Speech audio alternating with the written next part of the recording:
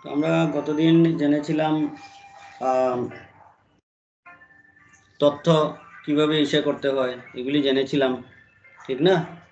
কিভাবে ইয়ে করতে হয়, সিস্টেম কি, ওটা রত্ন ধারণের, এগুলি আমরা একটু জেনেছিলাম, ঠিক না? এবার আমরা জানবো প্রয়োগের নবরত্ন প্রয়োগটা, ঠিক আছে না?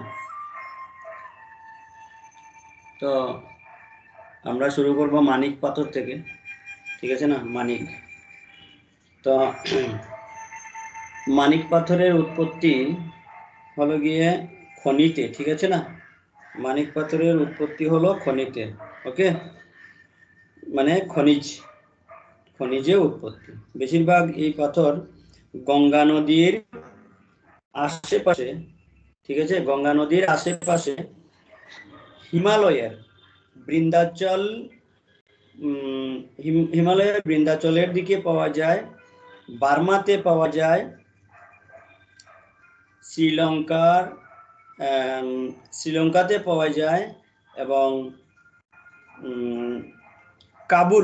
কাবুলের অনেক অংশে, মানে কি অনেক জায়গায় এই মানিক রত্নের খান পাওয়া যায়, ঠিক আছে? মানিকের রং হলো বিন্ধ্যাচলের কোন জায়গায়? হিমালয়ে বৃন্দাচল, এটা আমাদের ইন্ডিয়াতেই হবে, ঠিক আছে না? এটা যেটা শাস্ত্রের মধ্যে যেটা মানে বইয়ে যেটা লেখা আছে আর কি, সেটাই আমি বলছি, ঠিক আছে না? কিন্তু অ্যাকচুয়াল সরি, না ওটা শোনা গেছে না। বৃন্দাচল আমাদের ভারতবর্ষ, ওটা শোনা গেছে না। না এটা তো ঠিক আছে, মানে বিন্ধ্যাচলের কোন জায়গা? না, ওটা কোনো মেনশন নেই, কিন্তু বৃন্দাচল বলা হয়েছে শুধু, ঠিক আছে? আশেপাশে বলা হয়েছে, বৃন্দাচলের আশেপাশে বলা হয়েছে, ঠিক আছে না? আর অ্যাকচুয়াল বার্মার যে ইসে যেটা, ওটা হলো গিয়ে মানে কি সবচেয়ে ভালো, ঠিক আছে না? সবচেয়ে ভালো। তো কাবুলের অনেক জায়গায় মানিকের খান পাওয়া যায়, ঠিক আছে না? তো মানিকের রং হলো রক্তসম, ঠিক আছে না? লাল কমল ফুল আছে না, কমল ফুল, পদ্ম যেটা, লাল পদ্ম যেটা কমল ফুল, তো লাল পদ্মের ন্যায়, ঠিক আছে না, তার রং, ঠিক আছে, তার রং হয়, ঠিক আছে? আবার গোলাপিও পাওয়া যায়, আবার ডালিম, এই যে আনার বলে হিন্দিতে, ওখানে হিন্দিতে লেখা ছিল, তো আমি এখানে ডালিম লিখেছি, ঠিক আছে না? তো ডালিম আছে না, ডালিমের ভেতরে যে কালারটা, যেটা ডালিমের কালার যেটা, ঠিক আছে না? তো ওই ধরনের রঙও হয়, আবার সিন্দুরির রঙও হয়, ঠিক আছে না? কিন্তু মুখ্যভাবে এই রত্নের প্রচলিত রং হলো লাল, ঠিক আছে না? মুখ্য প্রচলিত যে রংটা আর কি, সেটা লালের মধ্যেই আসে, ঠিক আছে? এই মানিকের গুণ হলো 5 প্রকার: সুন্দর রং, সুন্দর আকার, পরিষ্কার, চমৎকারী এবং পানিদার।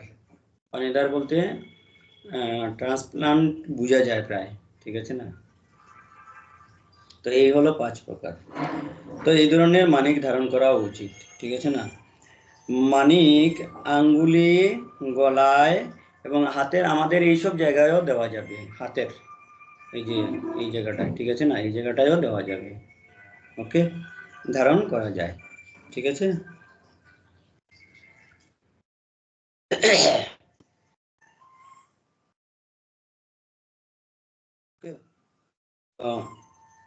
কিন্তু মানিক ধারণ করলে বংশবৃদ্ধি, ঠিক আছে না, বংশবৃদ্ধি হয়, সুখ শান্তিতে প্রাপ্তি হয়, অন্ন ধন এইসবের প্রাপ্তি হয়, এবং বিভিন্ন ধরনের রোগ দূর হয়ে থাকে, ঠিক আছে না?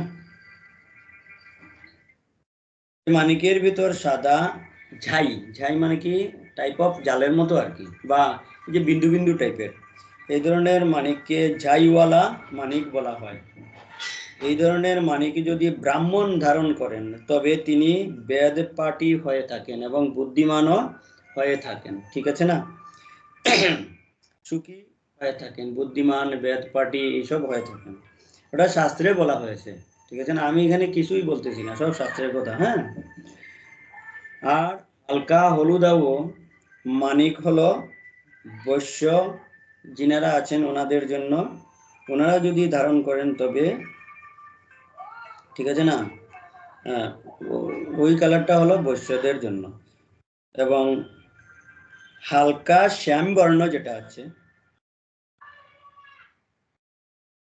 আচ্ছা এখানে একটি কথা বলছি, যদি হলুদাব মানিক ব্রাহ্মণ ধারণ করেন তবে উনি সব জায়গায় বিজয় প্রাপ্ত হয়ে থাকেন, ঠিক আছে?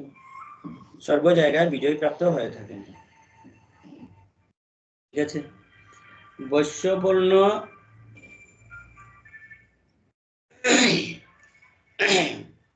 হলো বৈশ্য, আর শূদ্রবর্ণ মানিক হলো হালকা শ্যাম রং, ঠিক আছে না?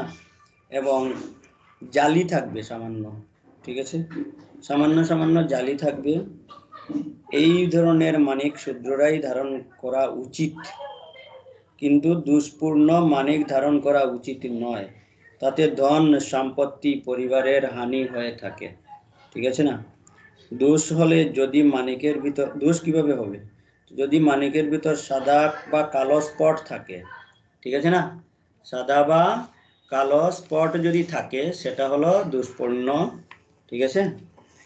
তো তবে এটা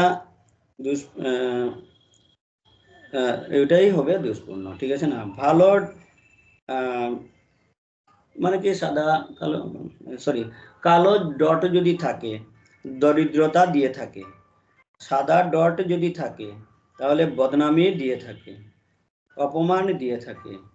হ্যাঁ, তো অপমান বদনাম এগুলি হলো এক ধরনের মৃত্যুতুল্য দুঃখ কষ্ট। হ্যাঁ, মানে কি অপমান, যদি মধুর কালার হয়, মধু যদি মধুর কালার হয় মানিকের মধ্যে, ঠিক আছে না,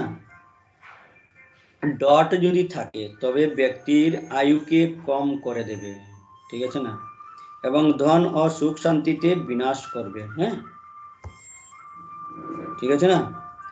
যদি মানিকের মধ্যে জাল থাকে তবে কলহ দেবে, ঠিক আছে না? সুখ ও শান্তিতে নষ্ট করবে, সুখ শান্তি কি করবে? নষ্ট করে দেবে। ওকে, সুখ শান্তি কি করবে? নষ্ট করে দেবে।